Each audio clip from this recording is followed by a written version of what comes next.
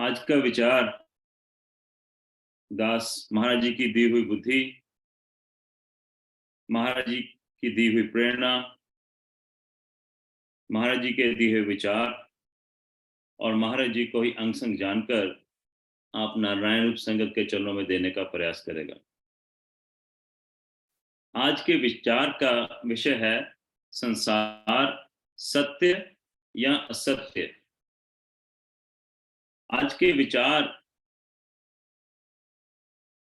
को महाराज जी के एक संस्मरण पर दास ने के आधार पर दास देने का प्रयास करेगा।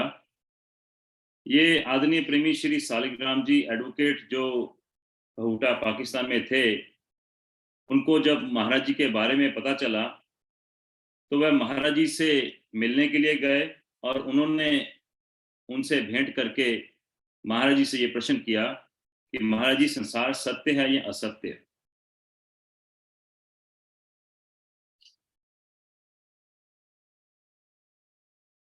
जब ये प्रेमी महाराज जी के पास पहुंचे तो महाराज जी उस समय प्रवचन कर रहे थे। कुछ समय बाद महाराज जी ने, प्रेमी जी लिखते हैं कि कुछ समय पश्चात महात्मा जी ने हम दोनों अजनबियों की ओर देखा और फरमाया, आप लोग कहां से आए हैं? हमने कहा कि कहूटा से आपके दर्शनों के लिए आए हैं। कुछ देर पश्चात मैंने विनती की, महाराज जी एक प्रश्न का उत्तर देने की कृपा करें। इससे पहले ये आदरणीय प्रेमी जी महाराज जी से पहली बार मिल रहे थे। इन्होंने किसी से सुन रखा था कि ऐसे ऐसे कोई महात्मा हैं जो गंगोटिया में रहते हैं और वह केवल 8वीं पास हैं। और इन प्रेमी जी को संशय हुआ कि कैसे कोई व्यक्ति 8वीं पास ऐसे अध्यात्म की गहराइयों में उतर सकते हैं, उनका इतना ज्ञान कैसे हो सकता है। तो इन प्रेमी जी के भी मन में संशय था कि शायद कोई ढोंगी महात्मा होंगे, तो या फिर अगर सच में है तो उनसे जाकर भेंट की जाए और अपने प्रश्न के उत्तर का समाधान लिया जाए। तो क्योंकि महाराज जी से पहली बार मिल रहे थे तो इसीलिए महाराज जी ने कहा कि आप लोग कहां से आए हैं। तो उन्होंने अपना परिचय दिया। उसके बाद आदरणीय प्रेमी जी ने महाराज जी से प्रश्न पूछा, महाराज जी यह संसार सत्य है या असत्य है? श्री महाराज जी प्रश्न सुनकर कुछ मुस्कुराए, फिर फरमाया, आप भी अच्छी जिज्ञासा और सूझबूझ वाले जान पड़ते हैं, इसलिए पहले आप बताएं कि आपके विचार में संसार सत्य है या असत्य है। अब इस सारे संस्मरण में मेरे लिए सीखने के लिए बहुत कुछ है। जो हालत इन आदरणीय प्रेमी जी की है, ज्यादातर संसारियों की, या ये कहूं कि मेरी ही हालत है। अब इनका उत्तर जब हम सुने तो हम अपना भी आकलन करते जाएं कि क्या मैं भी संसार को ऐसे ही जानता हूं, या जो परिभाषा महाराज जी ने संसार की बताई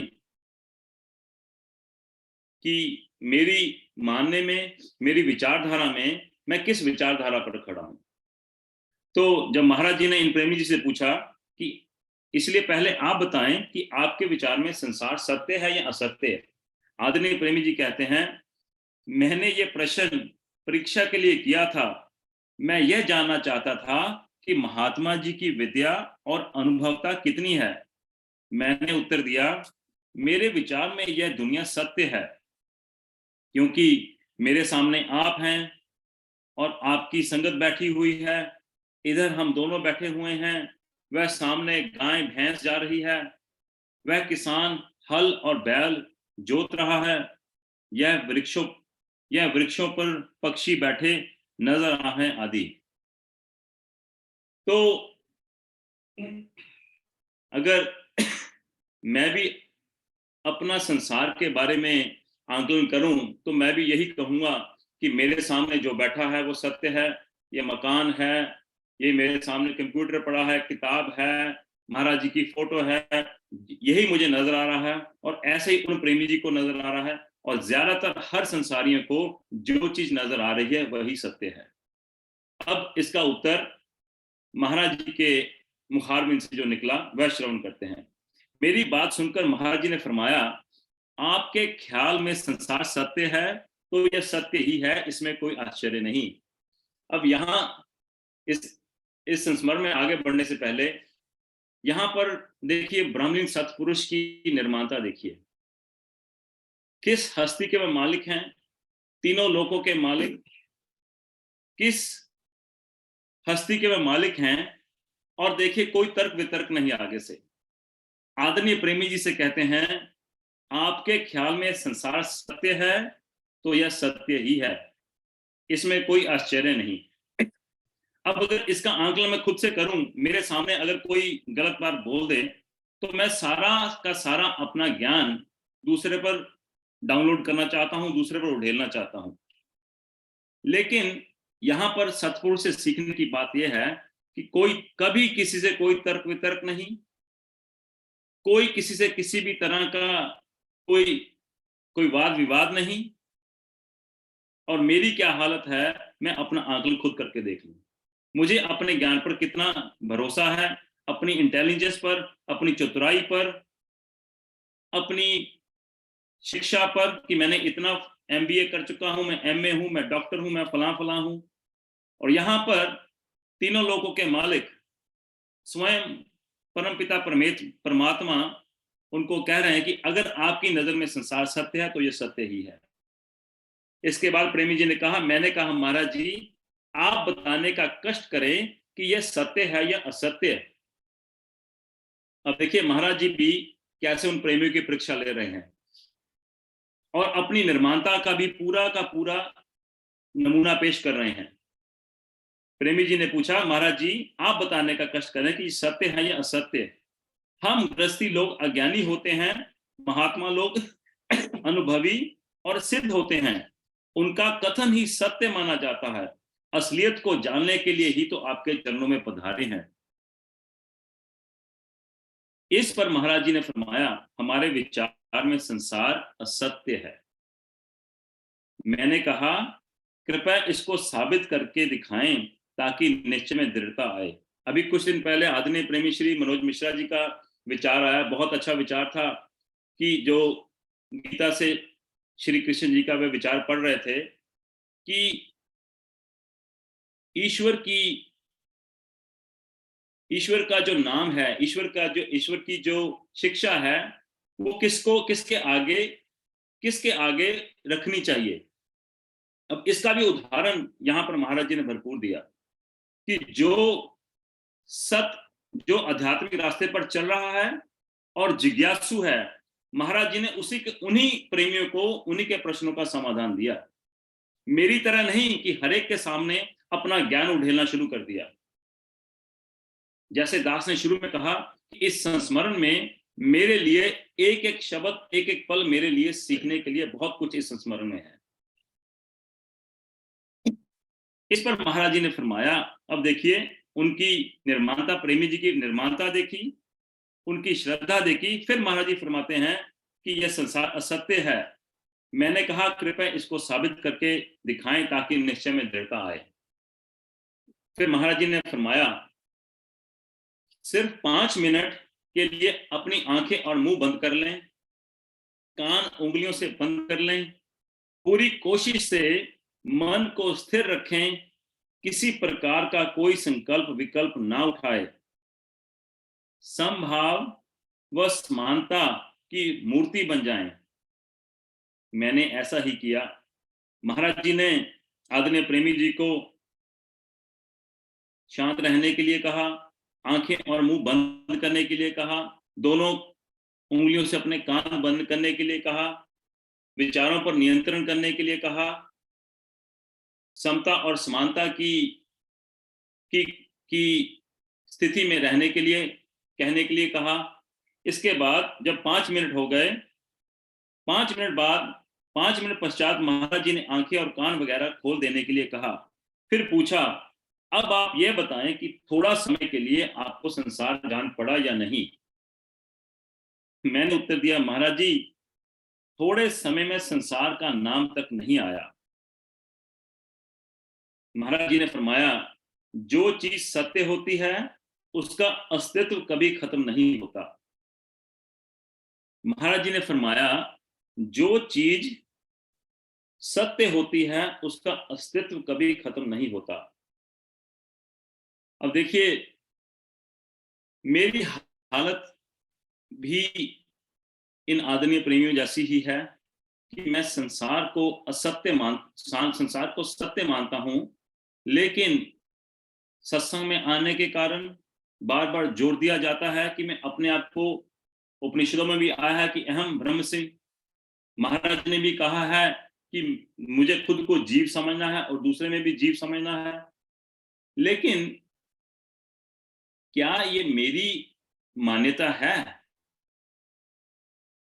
मैं सुन तो लेता हूं, मैक्सिमम संसारी सुन लेते हैं और उसे बहुत कम मान लेते हैं, और उससे भी बहुत कम अपना अमली जीवन उसी कहने के अनुसार बनाने की कोशिश करते हैं। मेरा महाराज जी का इतना गूढ़ उत्तर, अपने आप को जीव समझना और दूसरे में जीव देखना, क्या इतने कहने से मैं अपने आप में और दूसरे में जीव देख सकता हूं? मैं संसार को सत्य मानता हूं, और क्योंकि बार बार मुझे समझाया जाता है कि संसार असत्य है, तो अगर मैं ये कहूं कि मैं फोर्सफुली समझना चाहता हूं कि मेरा संसार असत्य है, लेकिन जब तक मेरा ये खुद का अनुभव नहीं होता, मेरी खुद की प्यास परमपिता परमात्मा को पाने के लिए नहीं होती, मेरी इंद्रियों का सुख, इंद्रियों का रस हर समय मैं लेने के लिए उत्सुक रहता हूं, और फिर संसार मुझे सत्य क्यों ना लगे। यहाँ पर एक बाबा फरीद जी का संस्मरण दास आप नारायण संगत के चरणों में रखने का प्रयास करेगा कि बाबा फरीद एक बार बैठे हुए थे, उनके सामने से मेरे जैसा एक व्यक्ति निकला, तो बाबा फरीद से उन्होंने प्रश्न पूछ लिया कि बाबा, इतने बड़े बाबा हैं, चलिए मिल गए तो इनसे एक प्रश्न पूछ लेते हैं कि बाबा जी, मुझे ये बताएं कि ईश्वर प्राप्ति कैसे हो और ईश्वर की परमात्मा क्या है। तो बाबा फरीद ने उन व्यक्ति को ऊपर से नीचे तक देखा, जैसे उनका पूरा आंकलन किया हो एक ही नजर में। और जब उस व्यक्ति ने देखा कि बाबा फरीद ने उनको इतनी गहरी नजर से देखा है, तो उनके पसीने छूट गए। और फिर बाबा फरीद ने उनसे पूछा कि क्या आप सच में जानना चाहते हो कि ईश्वर क्या है और उसकी प्राप्ति कैसे हो सकती है? तो वो थोड़ा सा बौखला गए, और चूंकि अब प्रश्न कर दिया था, तो फटाफट मुंह से हाँ हाँ निकल गए कि हाँ जी, मैं जानना चाहता हूं। बिल्कुल मेरी ही तरह कि मैं अगर कहीं सत्संग में फंस जाऊं तो अब बैठना ही पड़ेगा, अब सुनना ही पड़ेगा, तो वैसे ही उनकी हाँ हाँ निकल गई। अब बाबा फरीद कहते हैं कि अगर इसका उत्तर चाहिए तो तुमको मेरे साथ जाकर नदी में स्नान करना पड़ेगा। अब पहली बार वो बाबा से मिले तो थोड़ा सा घबराए भी कि पता नहीं कहीं दूर ना ले जाएं, पता नहीं क्या कर दें। फिर सोचा कि चलो घर जाकर नहाना ही है, कोई बात नहीं, नदी में बाबा के साथ नहा लेते हैं। तो जैसे ही दोनों, बाबा फरीद और व्यक्ति, नदी के पास पहुंचे और उन्होंने नदी में डुबकी लगाई, बाबा फरीद ने उस व्यक्ति को अपने हाथों से नीचे धकेल दिया। अब आदरणीय प्रेमियों, जरा यहां पर गौर फरमाइए कि जब बाबा फरीद ने उस व्यक्ति को पानी के अंदर नीचे और धकेल दिया, तो उस व्यक्ति के मन से सारा संसार अलोप हो गया। कहीं भी उनके मन में उनका बिजनेस, उनके बच्चे, उनका संसार क्या हो रहा है, कोई विचार उस समय मन में नहीं उठ रहा। जब उनको पानी के अंदर धकेला गया तो सारे के सारे विचार उस व्यक्ति के मन से गायब होने शुरू हो गए, और विचार धीरे धीरे गायब होने के बाद उनके मन में जो भाव आ रहा था कि मुझे कैसे भी पानी के ऊपर जाकर सांस लेनी है और अपना जीवन बचाना है, धीरे धीरे, क्योंकि बाबा उनको नीचे धकेल रहे हैं, और धीरे धीरे यह भाव भी उस व्यक्ति के अंदर से खत्म होना शुरू हो गया कि मुझे अपने आप को बचाना है। और सिर्फ एक ही जद्दोजहद हो गई कि मुझे कोई कुछ भी प्रयास करके पानी के ऊपर जाना है और अपना सांस लेना है। और जब ऐसा पहले विचार से भाव आया, और भाव आने के बाद जब वह भाव भी उस व्यक्ति से निकल गया, तो अंदर से कहते हैं कि एक ऊर्जा ने ऐसे उनको ऊपर धकेला कि बाबा फरीद को भी धक्का देकर पीछे किया और खुद भी पानी से अपना मुंह बाहर करके सांस ली। अब मेरी स्थिति जब तक ऐसी नहीं होती, ईश्वर को पाने की मेरी इतनी कोशिश नहीं होती, ईश्वर को पाने के लिए मेरी इतनी ईमानदारी नहीं होती, जिस गुरु ने मेरे ऊपर इतनी कृपा की कि वो एक जगह पर भी टिक कर नहीं बैठे, क्योंकि महाराज ने कहा कि हम पत्थर पूज कौन हैं। जहां किसी सत्पुरुष को एक बार बैठा देख लें, वहीं पर पत्थरों को पूजना शुरू कर देते हैं। एक बार महाराज जंगल में स्वच्छ घास पर बैठे थे, वहां पर लेटे हुए थे। वहां पर कुछ प्रेमियों ने महाराज जी से आकर मिलने आए, तो महाराज उनको देखकर, अब फिर महाराज की निर्माणता देखिए, बार बार जरा जरा से कोई भी संस्मरण पढ़ लें, कितनी दूसरे का परोपकार और कितनी निर्माणता गुरुदेव में भरी है। और मैं साथ साथ अपना भी आंकलन करता जाऊं कि मुझ में किस दर्जे की निर्माणता है।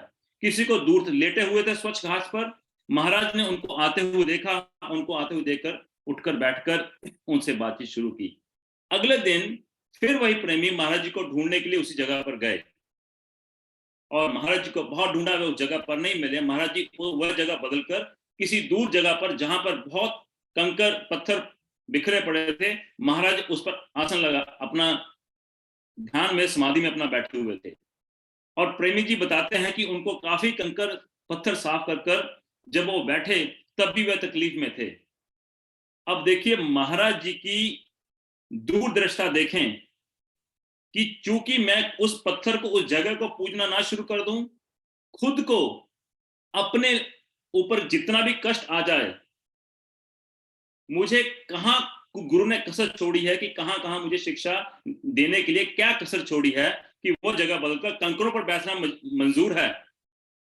लेकिन मेरे मन में कोई भी संशय आता है तो मैं उसको बदलने की कोशिश करता हूं। तो जिस गुरु ने मेरे ऊपर इतनी कृपा की हो, मेरी इतनी इतनी सी जरा जरा सी बेवकूफियों को ध्यान में रखकर अपना जीवन मेरे लिए पूरा कुर्बान किया हो, अपने खून का एक एक कतरा मुझे सिखाने के लिए बहाया हो, और उसके बाद भी सत्संगों में आने के बाद, इतना समय निकल जाने के बाद मैं सिमरन पर बैठता हूं, क्या मुझे उस समय यह अभाव रहता है कि वाकई ही मेरा सिमरन करने का सही लक्ष्य क्या है? क्या सच में आज की मैं अपनी, आज का ही टाइम देख लूं, आज सुबह से लेकर अभी तक का 6 बजे तक का समय देख लूं, क्या मुझे संसार असत्य लगा? क्या इस संसार को असत्य लगने के लिए मुझे अपनी मौत का एक पल भी याद आया? और गुरु ने कहीं कोई कसर नहीं छोड़ी मुझे ये सिखाने के लिए कि संसार असत्य है, मौज मुझे निरंतर याद रहनी चाहिए, पांचों विकारों के ऊपर मेरी पैनी नजर रहनी चाहिए। जरा सा भी कोई काम कर लूं तो मन में अहंकार इस कदर बढ़ जाता है कि कोई सीमा ही नहीं उसकी। महाराज कह रहे हैं कि जो चीज सत्य है उसका अस्तित्व कभी खत्म नहीं होता, और मेरी जो निश्चयता है, जो मेरा डिसीजन है, वो सब की सब असत्य चीजों में है। जो चीज मैं इस आंख से देख रहा हूं वो चीज खत्म होने वाली है। अब आंख से जो चीज देख रहा हूं इसमें सारा मेरा संसार आ गया। मैं सबसे पहले मैं खुद आ गया, मेरा अपना परिवार आ गया, मेरा अपना बिजनेस आ गया, मेरा घर कोठी बंगला मकान हर एक चीज आ गई। कितने जोर से कस कर मैं इसको पकड़ कर बैठा हूं। हम सब अपना आकलन करके देखें कि क्या सच में मैं सही मायने में अपने गुरु का शिष्य बनने के भी लायक हूं या नहीं। गुरु ने किस कदर मेरे लिए कुर्बानियां दी, और मेरी क्या हालत है। इतना ज्ञान, इतना सत्संग, इतना अध्ययन, इतना एकांतवास, मैं तो वो गुब्बारा हूं कि अगर मेरी कोई प्रशंसा कर दे तो गुब्बारे में जैसे हवा भरती जाती है वैसे मैं फूलता जाता हूं, और जरा सा कोई मुझे कोई गाली दे दे, मेरे कोई अगेंस्ट कोई बोल दे, तो जैसे किसी ने सुई चबा दी और गुब्बारे की हवा निकल गई। सही मायने में मेरा आंकलन यही है। महाराज कह रहे हैं जो चीज सत्य होती है उसका अस्तित्व कभी खत्म नहीं होता। क्या ये गुरु का ये जो निर्णय है, क्या ये मेरा निर्णय है? और अगर नहीं है तो मुझे उसका कारण ढूंढना ही पड़ेगा, नहीं तो सालों साल निकल जाएंगे। संगत में कितने प्रेमी नजर आते हैं। दास किसी की निंदा नहीं करना चाहता, लेकिन साफ जीवन झलकता है कि इतने साल सत्संग आने पर, दूसरे पर क्या मैं खुद पर ही नजर डाल के देख लूं, कितने साल सत्संग में जाते हो गए, क्या मेरी खुद की तरक्की हुई? और अगर जैसे दास ने शुरू में कहा सुनना और मानना, फिर उसके बाद अमल करना अगर ये जिंदगी में होता तो पूरा जीवन 360 डिग्री घूम गया होता। अभी भी खाने के रस खत्म नहीं हुए, अभी भी घूमने की लालसा खत्म नहीं हुई। 5 विकारों में अभी भी कोई कमी नहीं आई। और फिर अगर मुझसे कोई पूछता है तो हाँ, क्योंकि मैं समतावादी हूं, क्योंकि मैं अपने आप को नास्तिक की घोषणा नहीं करना चाहता, तो मैं कहता हूं जी नहीं, संसार असत्य ही है, सब कुछ खत्म हो जाना है। लेकिन अंदर से मेरी सच मायने में मेरी मानता यही है कि मुझे संसार सत्य है। जरा सा सब्जी में नमक कम आ जाए तो देखिए फिर कैसे आपको लगता है उस समय संसार, मुझे लगता है संसार उस समय असत्य है कि जो कुछ हो रहा है वो ईश्वर आज्ञा में हो रहा है। हर और इसका मूल कारण महाराज ने दूसरे वचन में बताया कि इसका मूल कारण मेरा कर्तापन। जितना मुझ में कर्तापन भरा है उतना ही दूर मैं गुरु की शिक्षा से हूं। और ये बात मुझे बार बार मुझे अपने जहन में घर करनी है कि जब जब मैं अपने 5 विकारों के आगे नतमस्तक होता हूं, तब तक मैं अपने गुरु की सारी कुर्बानियां जो गुरु ने मेरे लिए दी, मैं उनकी अवहेलना करता हूं, मैं उनकी अवज्ञा करता हूं। महाराज कह रहे हैं जो चीज सत्य होती है उसका अस्तित्व कभी खत्म नहीं होता। क्योंकि तुमने खुद माना है कि इस थोड़े संसार में, क्योंकि चूंकि तुमने खुद माना है इस थोड़े समय में संसार नहीं पाया, इसलिए संसार असत्य है। सत्य वस्तु केवल आत्मा है जिसका अस्तित्व कभी खत्म नहीं होता। जागृत, स्वप्न, सुषुप्त और तुर्य चारों अवस्थाओं में वह मौजूद है, इसलिए वह ही केवल सत्य है और जगत मिथ्या है। मशहूर सूफी संत दादू दयाल जी ने कहा है, दादू दूसरा कोई नहीं, दूसरा मन की दौड़, दौड़ मिटी संशय गया, वस्त ठौर की ठौर। अर्थात सिवाय परमात्मा के दूसरी वस्तु है ही नहीं। जब तक मैं अपने आप को पूरी ईमानदारी से जीव नहीं समझता और मेरे अलावा हर एक चीज में जीव का भाव नहीं देखता, उसको जीव नहीं देखता, तब तक मुझे संसार हमेशा सत्य ही लगेगा। महाराज फरमा रहे हैं मन की दौड़ धूप और संकल्प विकल्प ही संसार का नजारा दिखा रहे हैं। जब मन ठहर जाता है तब चित्त वृत्ति का निरोध हो जाता है। समता भाव की प्राप्ति होने पर सब नजारे जो मायावाई धोखे थे खत्म होकर वह सत्य वस्तु आत्मा ज्यों की त्यों भासती है और अपने वास्तविक स्वरूप की प्राप्ति होती है। गुरबानी का भी शब्द है, मुर्दा होए मुरीद न गल होवना, मुर्दा होए मुरीद न गल होवना, कि जब तक, और महाराज जी का भी कथन है कि प्रेमी जीते जी मरना पड़ेगा। अब मैं तो जीना चाहता हूं, मैं कहां मरना चाहता हूं? बिना वजह मैं कहीं कभी शमशान घाट गया हूं? जरा अगर किसी की जानने वाले की किसी की मौत हो जाए तो वहां तो मुझे सामाजिक औपचारिकता के लिए जाना ही पड़ेगा। तो मुझे जीते जी मरना है, इसके लिए मन में वैराग आना चाहिए, मुझे अपनी खुद की मौत याद आनी चाहिए। सारा दिन इस कदर सारी घर गृहस्थी, बच्चे, बिजनेस, क्या क्या मेरे मन में शोर उठ रहे हैं, किस किस कदर मैं अपने 5 विकारों में ग्रस्त हूं, इस असत्य संसार को सच मानकर किस तरह मैं ग्रस्त हूं। क्या मुझे एक क्षण के लिए भी पिछले हफ्ते, महीने, सालों को छोड़ दें, आज का ही अपना आकलन करके देखें कि क्या सच में ईमानदारी से मुझे मौत याद थी। अगर याद थी तो दास के लिए वह पूजनीय है, और अगर नहीं याद थी तो वो स्थिति मेरी ही है। सिमरन पर बैठ जाते हैं, क्या करने बैठे हैं? एक औपचारिकता सी बन गई है कि मेरा सिमरन इतनी देर का है, बैठना है, उठना है, बस टिक मार्क हो गया, आज का सिमरन खत्म। लेकिन मैं सिमरन करने से पहले, क्या मेरा, महाराज जी ने कहा कि बाहोश बुद्धि चाहिए, और जब तक मेरी बाहोश बुद्धि तब तक नहीं हो सकती जब तक मेरा खुद का अध्ययन, मेरा खुद का मनन महाराज जी की शिक्षा के अनुसार, महाराज जी कहे अनुसार नहीं होता। जो मैं सुन रहा हूं वो तो किसी दूसरे का विचार है, किसी दूसरे की बुद्धि से, किसी दूसरे के मुख से निकला हुआ विचार है। अब जैसे महाराज जी ने कहा कि मुझे खुद को जीव मानना है, तो क्या मैं खुद को जीव मान रहा हूं? जब तक मेरा खुद का अनुभव, मेरा खुद का अध्ययन मनन पूरी दृढ़ता से, जिस दृढ़ता से मैं संसार में विचरता हूं, जिस शिद्दत से मैं घर से कमाई करने के लिए निकलता हूं, जो मोह मुझे अपने बच्चों से है, अपने परिवार से है, अपने धन दौलत से है, उतनी ही तीव्रता से, उतनी ही शिद्दत से, जब तक मैं ये समझने की कोशिश नहीं करता कि मैं सच में अपने आप को जीव मानता हूं, तब तक मैं ये आध्यात्मिक होने का सिर्फ और सिर्फ दूसरों को नहीं, खुद को ही धोखा दे रहा हूं और अपने आप से ढोंग कर रहा हूं। महाराज जी आगे कहते हैं, आत्मा शुद्ध, पवित्र, एक रस अपने आप में स्थित है।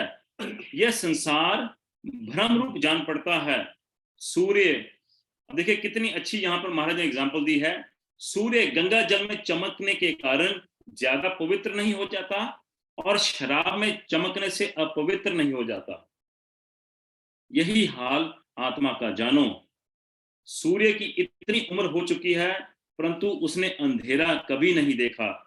दिन रात, अंधेरा उजाला, यह सब जमीन के लिए है।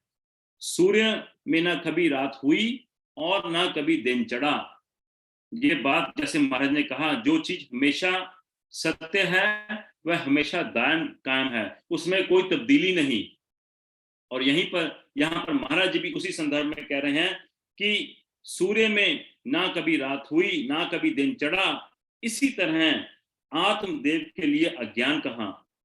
और इसके बाद महाराज जी ने एक और एग्जाम्पल दी, जैसे थिएटर का तमाशा देखते समय यह मुमकिन है कि लोग इस नाटक से धोखा खा जाएं और नाटक करने वालों के साथ साथ रोने और हंसने लग जाएं, विशेषकर उस समय जब इस बात को भूल जाएं कि जो कुछ सामने हो रहा है वह केवल खेल या तमाशा है और इससे ज्यादा कुछ नहीं।